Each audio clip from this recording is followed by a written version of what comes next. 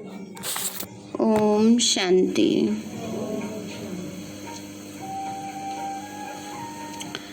आज प्यारे बाबा के 5 तारीख के महावाक्य हैं। हाँ जी, 5 तारीख है आज। बाबा बोले, मीठे बच्चे, जैसे बाप दादा दोनों निरअहंकारी हैं, देही अभिमानी हैं, ऐसे फॉलो फादर करो तो सदा उन्नति होती रहेगी। मीठे बच्चे, जैसे बाप दादा दोनों निरहंकारी हैं, देही अभिमानी हैं, ऐसे फॉलो फादर करो तो सदा उन्नति होती रहेगी। प्रश्न है, ऊंचे पद की प्राप्ति के लिए कौन सी खबरदारी रखना ज़रूरी है? बाबा बोले, ऊंचा पद पाना है तो खबरदारी रखो कि मनसा से भी किसी को मेरे द्वारा दुख ना हो। बाबा कहते हैं, बच्चे इतना टेंशन हो कि मनसा से भी मेरे द्वारा किसी आत्मा को दुख ना पहुँचे। मतलब मनसा में किसी भी आत्मा के लिए कुछ भी गलत नहीं सोचना। दूसरा है, किसी भी परिस्थिति में क्रोध ना आए। क्या करना है? किसी भी परिस्थिति में क्रोध ना आए। तीसरा है, बाप का बनकर बाप के कार्य में, इस रुद्र यज्ञ में विघ्न रूप ना बने। अगर कोई मुख से बाबा बाबा कहे और चलन रॉयल ना हो तो ऊंचा पद नहीं मिल सकता। बाबा कहते, ऊपर से बाबा बाबा कहते रहे पर धारणाएं ना हो, चलन रॉयल माना धारणाएं ना हो जीवन में, तो ऊंचा पद नहीं मिल सकता है। ओम शांति। बच्चे अच्छी तरह से जानते हैं कि बाप से वर्षा पाना है ज़रूर। कैसे? श्रीमत पर। बाप ने समझाया है, एक ही गीता शास्त्र है जिसमें श्रीमत भगवानुवाच है। भगवान तो सबका बाप है ना। बाबा कहते हैं भगवान तो सबका बाप है। तो बाबा कहते, बच्चे श्रीमत भगवानुवाच, तो ज़रूर भगवान ने आकर श्रेष्ठ बनाया होगा, तब तो उसकी महिमा है। श्रीमद् भगवत गीता अर्थात श्रीमद् भगवानुवाच। भगवान तो ज़रूर ऊंचे ते ऊंचा ठहरा। श्रीमत भी उस ही एक शास्त्र में गाई हुई है और कोई शास्त्र में श्रीमद् भगवानुवाच नहीं है। श्रीमत किसकी होनी चाहिए वह लिखने वाले भी समझ न सके। उसमें भूल क्यों हुई है यह भी बाप आकर समझाते हैं। श्रीमद् भगवत में किसका नाम आ गया? श्री कृष्ण का। तो भगवानुवाच भी कौन हो गए? श्री कृष्ण हो गए, है ना। इसलिए बाबा कहते किसका नाम होना चाहिए और किसका डल गया, ये बाबा ही हमें समझा रहे हैं। बाबा कहते, रावण राज्य शुरू होने से ही रावण मत पर चल पड़ते हैं। पहले कड़े ते कड़ी भूल इन रावण मत वालों ने की है। रावण की चमाट लगती है। जैसे कहा जाता है शंकर प्रेरक है, बॉम्ब्स आदि बनवाए हैं, वैसे 5 विकारों रूपी रावण प्रेरक है मनुष्य को पतित बनाने का। तब तो पुकारते हैं कि हे पतित पावन आओ। तो पतित पावन एक ही ठहरा। इससे सिद्ध है कि पतित बनाने वाला और पावन बनाने वाला और है। पावन बनाने वाला तो शिव बाबा है, पतित बनाने वाला रावण है ना। दोनों एक हो नहीं सकते, यह बातें तुम ही समझते हो नंबरवार पुरुषार्थ अनुसार। ऐसे मत समझना कि सभी को निश्चय है, नंबरवार है। जितना निश्चय है उतनी खुशी बढ़ती है। बाप की मत पर चलना होता है। श्रीमत पर हमको यह स्वराज्य पद पाना है। मनुष्य से देवता बनने में देरी नहीं लगती। बावनी का श्रीमत पर चलकर हमको ये पद पाना है, तो बावनी का मनुष्य से देवता बनने में देरी नहीं लगती ना। तुम पुरुषार्थ करते हो, निश्चय हुआ तो पुरुषार्थ करने लग पड़ेंगे, इसलिए बाबा कह रहे हैं। बाकी पुरुषार्थ में तो टाइम लगता है ना, क्योंकि जो इतने समय की आदतें संस्कार बने हुए हैं उनको परिवर्तन होने में समय लगता है। वो कब होंगे? जब बार बार अभ्यास करेंगे, पुरुषार्थ करेंगे। तो मम्मा बाबा को फॉलो करते हो जैसे वह आप समान बनाने की सर्विस कर रहे हैं। तुम भी समझते हो हम क्या सर्विस कर रहे हैं और मम्मा बाबा क्या सर्विस कर रहे हैं। बाबा ने समझाया था कि शिव बाबा और ब्रह्मा दादा दोनों इकट्ठे हैं, तो समझना चाहिए कि सबसे नजदीक हैं। इनका ही संपूर्ण रूप सूक्ष्म वतन में देखते हैं तो जरूर यह तीखा होगा, परंतु जैसे बाप निरअहंकारी है, देही अभिमानी है, वैसे यह दादा भी निरअहंकारी है। कहते हैं कि शिव बाबा ही समझाते रहते हैं। जब मुरली चलती है तो बाबा खुद कहते हैं कि समझो कि शिव बाबा इनके द्वारा सुना रहे हैं ना। बावनी का मुरली चलती है तो क्या समझना चाहिए कि शिव बाबा इनके द्वारा सुना रहे हैं। तो बाबा कहते हैं ब्रह्मा भी जरूर सुनता होगा, यह न सुने और न सुनाए तो ऊंचा पद कैसे पाए। परंतु अपना देह अभिमान छोड़ कहते हैं कि ऐसे मत समझो कि शिव बाबा ही सुनाते हैं। हम पुरुषार्थ करते रहते हैं, शिव बाबा ही समझाते हैं। इसने तो पतितपना पास किया हुआ है ना, ब्रह्मा बाबा ने तो पतितपना पास किया हुआ है। मम्मा तो कुमारी थी तो मम्मा ऊंची चली गई।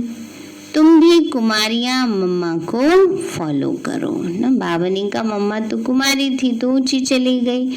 अब बाबा कहते हैं कुमारियां क्या करो? मम्मा को फॉलो करो। गृहस्थियों को बाबा को फॉलो करना चाहिए। हर एक को समझना है कि मैं पतित हूँ, मुझे पावन बनना है। मुख्य बात बाप ने याद की यात्रा की सिखलाई है।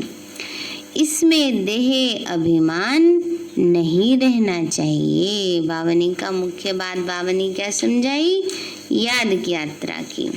तो बाबा कहते कभी भी किसी बात में देह अभिमान नहीं आना चाहिए। अच्छा, कोई मुरली नहीं सुना सकते तो याद की यात्रा पर रहो। यात्रा पर रहते मुरली चला सकते हैं, परंतु यात्रा भूल जाते हैं तो भी हर्जा नहीं। मुरली चलाकर फिर यात्रा पर लग जाओ, क्योंकि वह वाणी से परे वानप्रस्थ अवस्था है। मूल बात है देही अभिमानी हो, बाप को याद करते रहें और चक्र को याद करते रहें, किसी को दुख ना दे। बाबा कहते मुख्य बात क्या है? बाबा को याद करो, सुदर्शन चक्र घुमाओ और किसी को दुख नहीं देना। मनसा वाचा कर्मणा, किसी को भी दुख नहीं देना। यही समझाते रहे कि बाप को याद करो, यह है यात्रा। मनुष्य जब मरते हैं तो कहते हैं स्वर्ग पधारा। अज्ञान काल में कोई स्वर्ग को याद नहीं करते हैं। स्वर्ग को याद करना माने यहाँ से मरना, ऐसे तो कोई याद नहीं करते। अभी तुम बच्चे जानते हो हमको वापस जाना है। बाबा कहते हैं जितना तुम याद करेंगे उतना खुशी का पारा चढ़ेगा, वर्षा याद रहेगा। बाबा कहते हैं बच्चे वर्षा याद रहेगा। जितना बाप को याद करेंगे उतना हर्षित भी रहेंगे।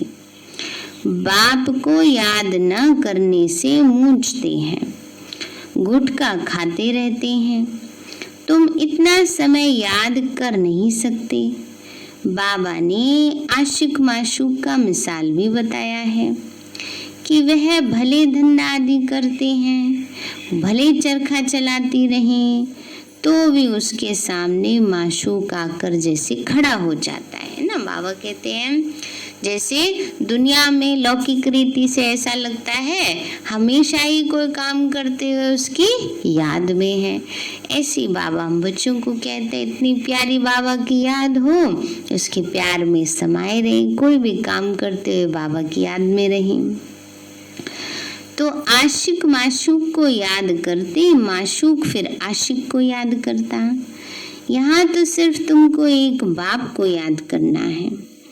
बाप को तो तुमको याद नहीं करना। बाबा कहते तुम बच्चों को बाबा को याद करना है, शिव बाबा को थोड़ी बच्चों को याद करना है। लेकिन बाबा ने तो इसमें नहीं कहा, पर बाबा बहुत बार कहते मुरली में कि लव बिगेट्स लव, माना याद से याद मिलती है। जो बच्चे प्यार से बाबा को याद करते हैं तो बाबा भी उन बच्चों को याद करते हैं। तो बाबा कहते हैं बच्चे तो बाप को तो तुमको याद नहीं करना, बाप तो सबका माशूक है। तुम बच्चे लिखते हो कि बाबा आप हमको याद करते हो। अरे जो सबका माशूक है वो फिर तुम आशिकों को याद कैसे कर सकेंगे? ये तो हो ही नहीं सकता। वो है ही माशूक, आशिक बन नहीं सकता। तुमको ही याद करना है, तो तुम हर एक को आशिक बनना है उस एक माशूक का। अगर वह आशिक बने तो कितनों को याद करे? यह तो हो नहीं सकता। कहता है मेरे ऊपर पापों का बोझा थोड़ी है जो मैं किसी को याद करूं। शिव बाबा को हम क्यों याद करते हैं? पापों का बोझा है। बाबा कहते हैं मेरे ऊपर कोई बोझा थोड़ी है, तुम्हारे ऊपर बोझा है। बाप को याद नहीं करेंगे तो पापों का बोझा नहीं उतरेगा। बाकी मुझे क्यों किसी को याद करना पड़े? याद करना है तुम आत्माओं को। जितना याद करेंगे उतना पुण्य आत्मा बनेंगे, पाप कटते जाएंगे। बड़ी मंजिल है, देही अभिमानी बनने में ही मेहनत है। ये नॉलेज सारी तुमको मिल रही है। तुम त्रिकालदर्शी बने हो नंबरवार पुरुषार्थ अनुसार। सारा चक्र तुम्हारी बुद्धि में रहना चाहिए। बाप समझाते हैं तुम लाइट हाउस हो ना। बाबा कहते हैं बच्चे कौन है? हम सब लाइट हाउस हैं। तो हर एक को रास्ता बताने वाले हो, शांति धाम और सुख धाम का।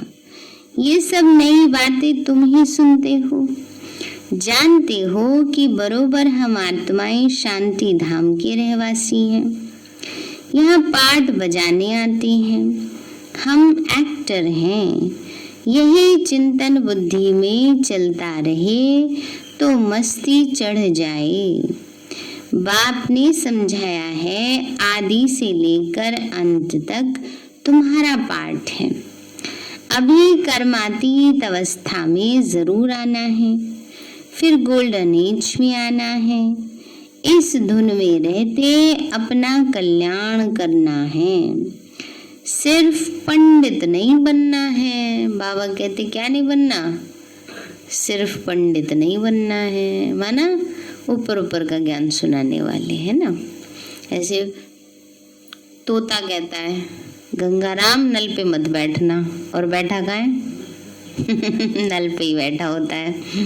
तो बाबा भी हम बच्चों को कहते हैं, बच्चे पंडित नहीं बनना है केवल दूसरों को सुनाने के लिए। वैसे पंडित की कहानी तो दूसरी है, जो बाबा कहते हैं राम राम कहो तो नदी पार हो जाएगी, और जब अपनी बारी आई तो कहा नाव लाओ।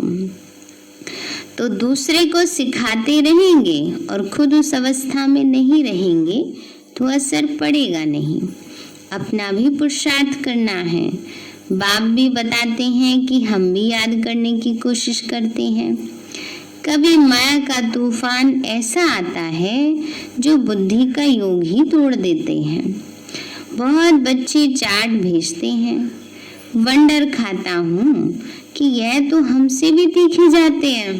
ब्रह्मा बाबा अपना अनुभव सुनाते हैं कि बहुत बच्चे अपना चार्ट भेजते हैं तो बाबा को लगता है कि ये तो हमसे भी तीखे जा रहे याद में। शायद वेग आता है तो चार्ट लिखने लग जाते हैं, परंतु ऐसी तीखी अगर दौड़ी पहने तो नंबर 1 में चले जाएं। परंतु नहीं, वह तो सिर्फ चार्ट लिखने तक है। बाबा कहते हैं बस चार्ट लिखने तक है। ऐसे नहीं लिखते बाबा इतनों को आप समान बनाया, और वह भी लिखे बाबा हमको इसने यह रास्ता बताया। ऐसा समाचार नहीं आता तो बाबा क्या समझेंगे? सिर्फ चार्ट भेजने से काम नहीं चलता है, आप समान भी बनाना है। रूप और बसंत दोनों बनना है, नहीं तो बाप समान नहीं ठहरे। रूप भी बसंत भी एक्यूरेट बनना है, इसमें ही मेहनत है। देह अभिमान मार डालता है। रावण ने तो देह अभिमानी बनाया है, तो अभी तुम देही अभिमानी बनते हो। फिर आधा कल्प के बाद माया रावण देह अभिमानी बनाती है। देही अभिमानी तो बहुत मीठा बन जाती हैं, संपूर्ण तो अभी कोई भी बना नहीं है। इसलिए बाबा हमेशा कहते हैं कि किसी के भी दिल को रंज नहीं करना है, दुख नहीं देना है ना। अपनी तरफ से तो यही कोशिश करनी चाहिए। बाकी कईयों का संस्कार बन जाता है ना, कहने वाले की इंटेंशन नहीं होगी दुख देने की, पर लेने वाले ले लेते हैं, तो वो भी संस्कार नहीं होना चाहिए। ना दुख देना है ना लेना है ना। तो वही बाबा कह रहे ना, अगर कोई किसी को सड़ी हुई चीज देता है तो कोई लेता है, फिर बात क्यों ले ली, है ना। ये भी तो सोचे ना, हर चीज के 2 पहलू होते हैं, एक अच्छा एक बुरा। वही, क्योंकि हमने हर्ट करने वाला एस्पेक्ट ही लिया है ना। एक तरफ सफेद है, एक तरफ काला है। ज्यादातर इंसान काली साइड ही देखते हैं, नेगेटिव देखते हैं। अरे उसमें अच्छा भी तो बहुत कुछ है, अच्छी साइड देख करके खुश हो जाओ, है ना। अब खराब चीज देख करके यूं नाक मुंह सड़ाते हैं, तो अच्छी बात सोच करके नेगेटिव में पॉजिटिव भी तो होता है ना। ये तो हमारे ऊपर डिपेंड करता है कि हम किस बात को किस तरीके से लेते हैं। देह अभिमान में आते हैं तो खराब साइड लेते हैं। ये सोचे अच्छी बात है, चलो किसी ने कुछ कह दिया, दुख दे भी दिया, कोई बात नहीं, इसमें भी कोई कल्याण होगा। ड्रामा की हर सीन में कल्याण समाया, इसमें मेरा भला होगा। कहीं बाबा ने इसलिए बात मुझे सुनवाई है, क्योंकि जो हम बाबा कहते हैं जो तूफान है वो हमारे लिए तोहफे हैं। तोहफे उनको बनाओगे तो आगे बढ़ते रहोगे, तूफान को तूफान समझ के रुक जाओगे तो वहीं ठहर जाएंगे। सुनने में भी ऐसे बोझिल मन से नहीं सुनो, हाय मैं कितना सुनूं। नहीं, बोझिल मन से नहीं सुनो। ठीक है, कह दिया ठीक है, हिसाब किताब चुकता हुआ, ये सोच लो। क्या पता हम नहीं कहा हो, कभी कह देते हैं ना, हम भी भूल जाते हैं, है ना। क्या पता कभी किसी जन्म में कहा हो, भाई सुनने को मिल रहा है, वो हिसाब किताब चुक दो, ये सोच लो, तो उससे हल्के रहेंगे। अगर गिनती करेंगे तो मुश्किल हो जाएगी, ये तब भी इसने कहा था, तब भी इसने कहा था, तब भी इसने कहा था, है ना। क्योंकि अगर किसी के, चलो एक स्थिति ऐसी आती है, हमने किसी को कहा बताया, भाई देखो तुमने ऐसे बोला, ये सही नहीं है, उसने अपना सुधार किया, ठीक है ना। अगर ये देखते हैं कि उस पर कहने का हमारे कोई असर ही नहीं पड़ता, तो फिर कहना बेकार, फिर अपने आप को बदलो। वैसे तो पहले अपने आप को बदलने की ही कोशिश करनी है कि हम ठीक रहे, हम किसी चीज़ को अच्छे उसमें ले लें। लेकिन अगर जैसे कई बार ऐसा होता है कि बच्चे हैं, कह देंगे पहले तो आपने कभी टोका नहीं, पहले तो बताया नहीं, है ना, तो वहाँ पर हमें उनको एक बारी दो बारी समझा देना चाहिए। नहीं समझते तो फिर उनका भाग्य, हमारा फर्ज तो पूरा हुआ, है ना। तो इसलिए बाबा कहते हैं बच्चे, दुख देना नहीं देना है, सबको बाप का परिचय दो, बोलने करने की भी बड़ी रॉयल्टी चाहिए। ईश्वरीय संतान के मुख से सदैव रतन निकलने चाहिए। तुम मनुष्यों को जियदान देते हो, रास्ता बताना है और समझाना है कि तुम परमात्मा के बच्चे हो ना, उनसे तुमको स्वर्ग की राजाई मिलनी चाहिए। फिर अब वह क्यों नहीं है? याद करो, बरोबर बाप से वर्षा मिला था। तुम भारतवासी देवी देवताएं थे, तुमने ही 84 जन्म लिए हैं। तुम समझो कि हम ही लक्ष्मी नारायण कुल के थे, अपने को कम क्यों समझते हो? अगर कहते कि बाबा सब थोड़े बनेंगे, तो बाबा समझ जाते हैं कि ये स्कूल का नहीं है। अभी से ही थिरकने लग पड़ा है, माने हलचल में आने लगे हैं। तुमने 84 जन्म लिए हैं, बाप से 21 जन्मों की प्रारब्ध जमा कराई, वह खाया, फिर तो समाप्त होना शुरू हो जाता है, ना होना शुरू हो जाता है। कट चढ़ते चढ़ते तमो प्रधान कौड़ी मिसल बन पड़े हैं। भारत ही 100% सॉल्वेंट था, इन्हों को यह वर्षा कहाँ से मिला? एक्टर्स ही बता सकेंगे, मनुष्य ही एक्टर हैं। उनको यह पता होना चाहिए कि लक्ष्मी नारायण को बादशाही मिली कहाँ से। कितनी अच्छी पॉइंट्स हैं, तो जरूर आगे जन्म में भी यह राज्य भाग्य पाया होगा। बाप ही पतित पावन है। बाबा कहते हैं, मैं तुमको कर्म अकर्म और विकर्म की गति समझाता हूँ। रावण राज्य में मनुष्य के कर्म विकर्म हो जाते हैं, वहाँ तुम्हारे कर्म अकर्म होते हैं। वो है दैवी सृष्टि। मैं रचता हूँ तो जरूर मुझे संगम पर आना पड़े। ये है रावण राज्य, वो है ईश्वरीय राज्य। ईश्वर अब स्थापना करा रहे हैं। तुम सब ईश्वर के बच्चे हो, तुमको वर्षा मिल रहा है। भारतवासी ही सॉल्वेंट थे, अब इंसॉल्वेंट बन पड़े हैं। ये तो बना बनाया ड्रामा है, इसमें फर्क नहीं हो सकता। सबका झाड़ अपना अपना है, वैरायटी झाड़ है ना। देवता धर्म वाले ही फिर देवता धर्म में आएंगे। क्रिश्चियन धर्म वाले अपने धर्म में खुश हैं, औरों को भी अपने धर्म में खींच लिया है। तो भारतवासी अपने धर्म को भूलने के कारण वह धर्म अच्छा समझकर चले जाते हैं। विलायत में नौकरी के लिए जाते हैं, कितने जाते हैं? क्योंकि वहाँ कमाई बहुत है। ड्रामा बड़ा वंडरफुल बना हुआ है, इसको समझने की अच्छी बुद्धि चाहिए। विचार सागर मंथन करने से सब कुछ समझ में आ जाता है। यह तो बना बनाया अनादि ड्रामा है। तो तुम बच्चों को आप समान सदा सुखी बनाना है। यह तुम्हारा धंधा है, पतितों को पावन बनाना। जैसे बाप का धंधा वैसे तुम्हारा मुखड़ा सदैव देवताओं जैसा हर्षित होना चाहिए खुशी में। तुम जानते हो हम विश्व के मालिक बनते हैं। तुम हो लवली चिल्ड्रन। क्रोध पर बड़ी खबरदारी रखनी है। बाप आए हैं बच्चों को सुख का वर्षा देने, स्वर्ग का रास्ता सबको बताना है।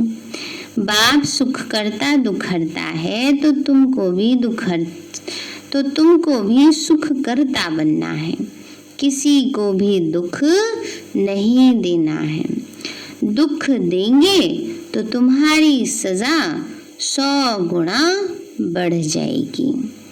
कोई भी सजा से बच नहीं सकता।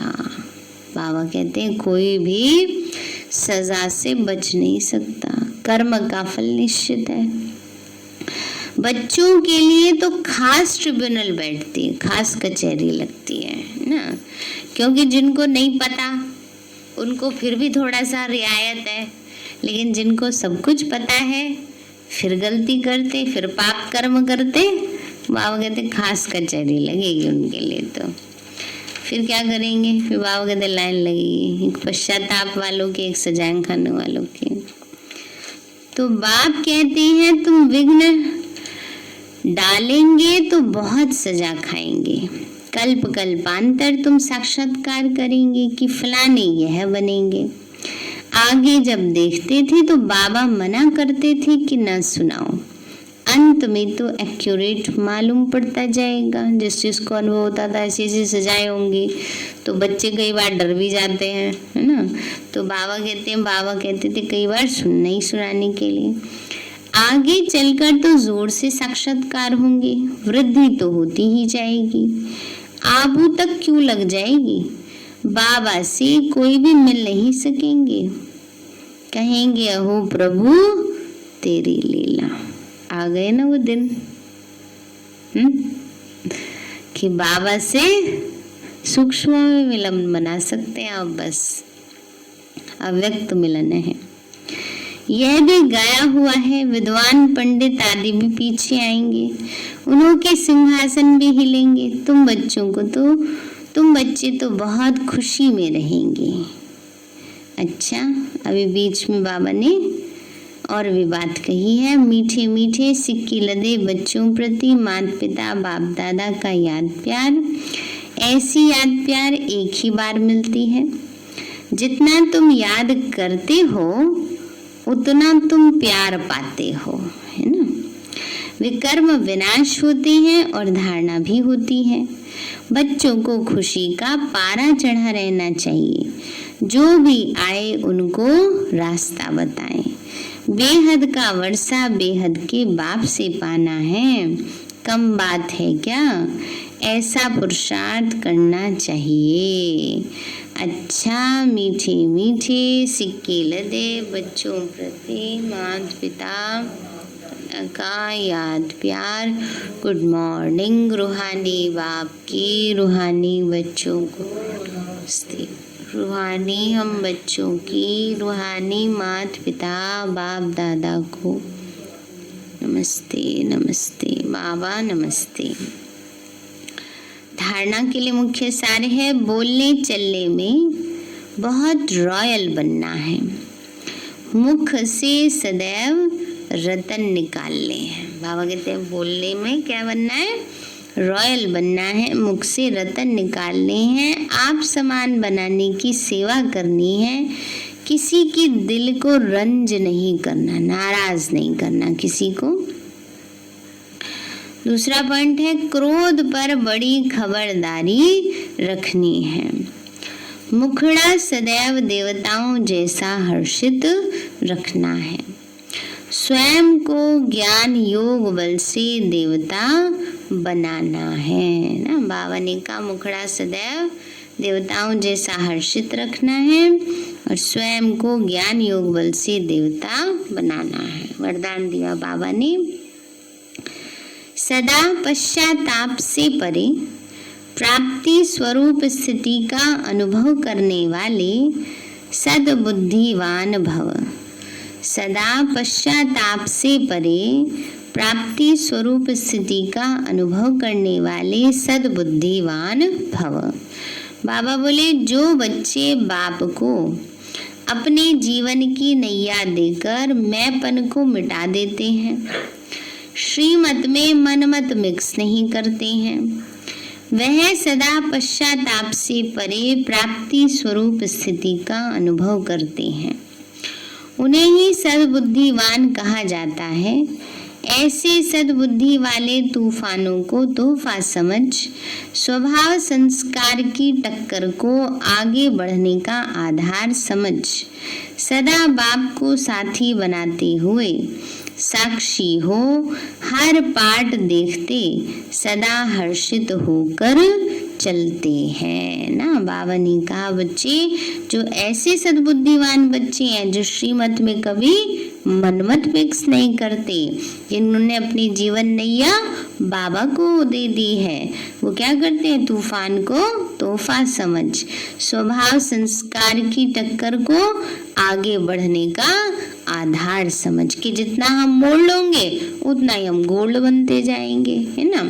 अहम में आएंगे तो जो मिलावट ज्यादा मिलावट वाला होता है, देखो लोहा जो होता है वो कितना सख्त होता है, असली सोना होता है वो सॉफ्ट होता है। तो बाबा क्या बना रहा है, सबको सोना बना रहा है ना। लोहे वाले संस्कार तो बन गए हैं लेकिन बाबा सबको सोने जैसा बना रहे हैं। तो जितना मोल्ड कर लेंगे इजीली उतना सोने जैसा बन जाएंगे। साक्षी हो हर पाठ देखते सदा हर्षित होकर चलते हैं। स्लोगन है जो सुखदाता बाप के सुखदाई बच्चे हैं उनके पास दुख की लहर आ नहीं सकती। जो सुखदाता बाप के सुखदाई बच्चे हैं उनके पास दुख की लहर आ नहीं सकती। सारे हैं मीठे बच्चे जैसे बाप दादा दोनों निरहंकारी हैं, देही अभिमानी हैं, ऐसे फॉलो फादर करो तो सदा उन्नति होती रहेगी। प्रश्न है ऊंचे पद की प्राप्ति के लिए कौन सी खबरदारी रखना जरूरी है।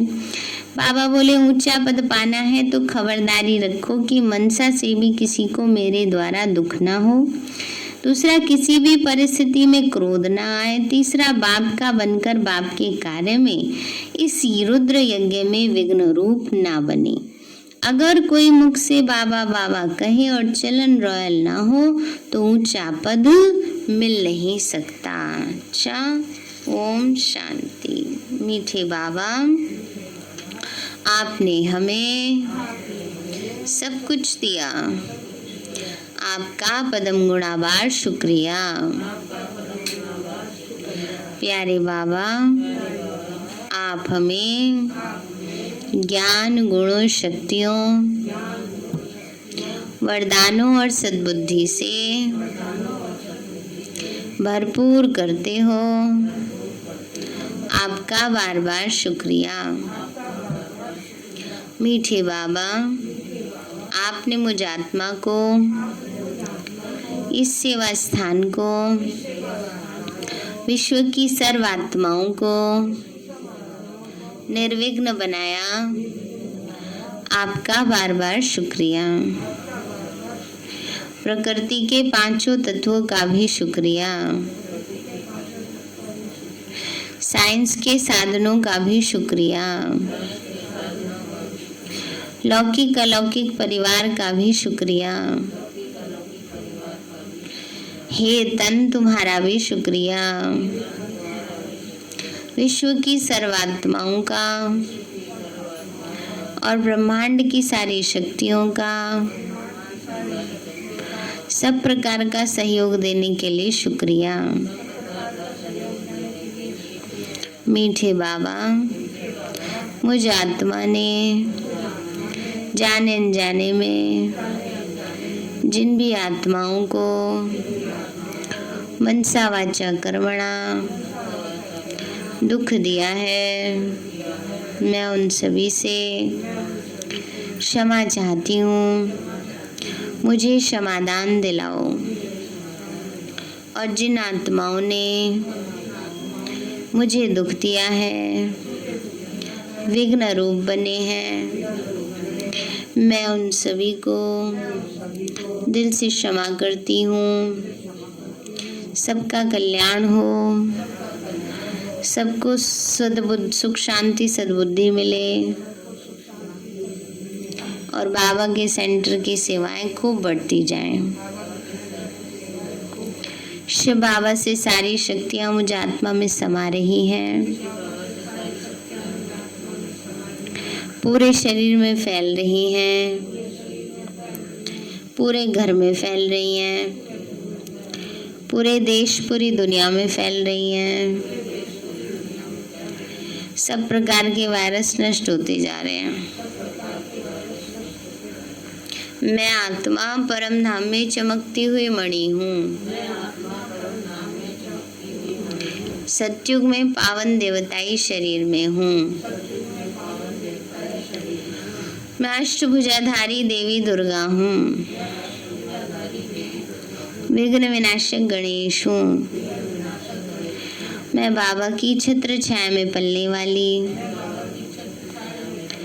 सर्वश्रेष्ठ ब्राह्मण आत्मा हूँ। मैं फरिश्ता हूँ। मेरे साथ सब कुछ बहुत अच्छा होगा। मेरे साथ सब कुछ बहुत अच्छा होगा। मेरे साथ सब कुछ बहुत अच्छा होगा। मेरे साथ सब कुछ बहुत अच्छा होगा। ओम